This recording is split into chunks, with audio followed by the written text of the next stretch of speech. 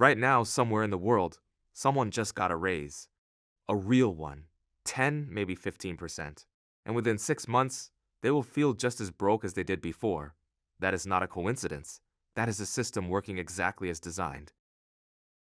Because the way most people make money has a ceiling built into it. A hard, invisible ceiling that no promotion, no side hustle, no overtime shift can ever fully break through. And the moment you see it, you cannot unsee it. There are two ways to make money. You either trade your time for it, or you own something that makes money while you sleep. Almost every person reading this right now is doing the first one.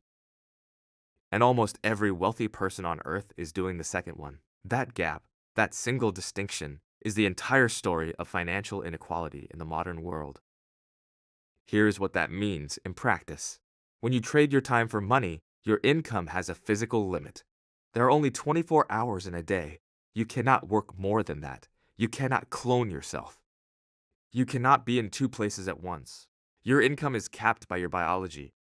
And no matter how skilled you become, no matter how hard you work, you will always hit that ceiling eventually.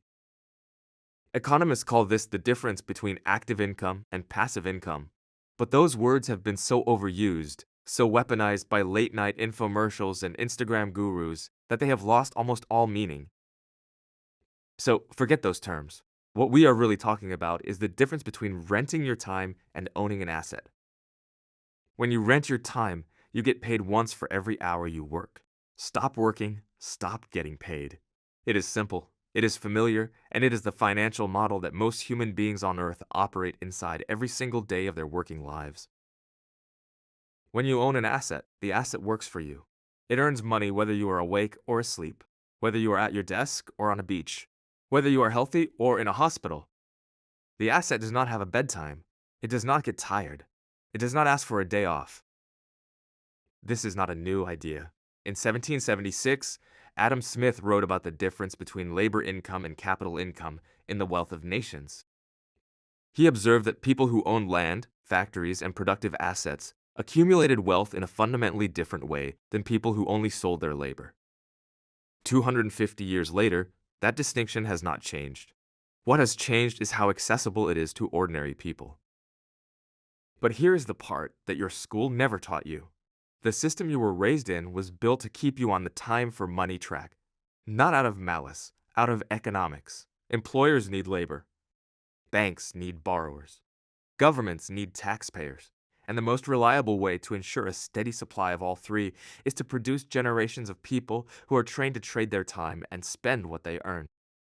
Robert Kiyosaki wrote about this in Rich Dad, Poor Dad in 1997. His central argument was not about real estate or stocks. It was about this exact distinction. His wealthy father did not get rich by working harder. He got rich by acquiring assets that worked for him. His poor father, an educated man with a good salary, spent his entire career trading time for money and died with almost nothing to show for it. The psychologist Mihaly Csikszentmihalyi spent decades studying what he called optimal experience. In his research, he found that people who felt the most control over their lives were not necessarily the ones earning the most money.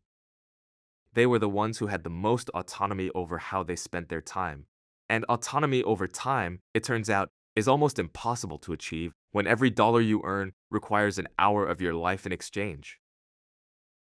Think about what that means for you specifically. Every hour you work for money is an hour you cannot spend doing something else. Reading to your children, building something you care about, resting, thinking, growing.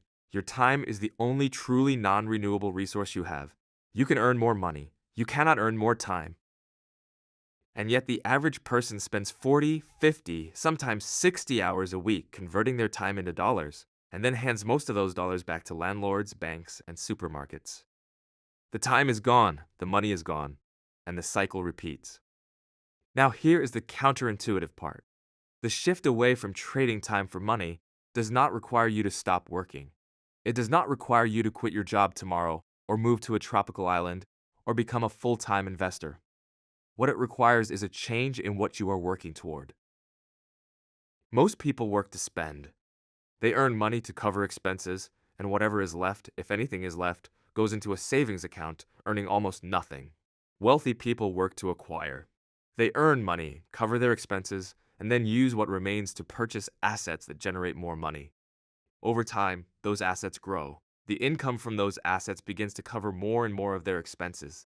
Eventually, the assets earn enough to cover everything, and at that point, work becomes optional.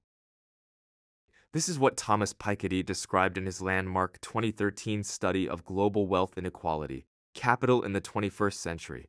His data showed that across centuries and across countries, capital, meaning assets that generate returns, consistently grows faster than wages. In other words, the gap between people who own things and people who only sell their labor does not just persist, it widens every year, automatically. That is not a moral judgment, it is a mathematical one. Money that is working compounds. Time that is spent evaporates. So what are these assets people keep talking about? There are more of them than most people realize.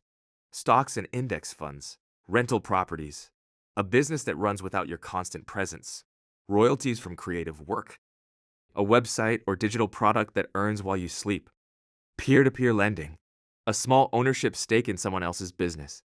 Each of these is a different form of the same thing, something that earns money independently of your hours. The size does not matter at first. What matters is the direction. Every dollar you put into an asset that generates returns without requiring your time is a step away from the time for money trap. Every dollar you spend on something that depreciates and generates nothing is a step deeper into it. And the timing matters more than almost anything else. Because of compounding, the earlier you begin building assets, the more time those assets have to multiply.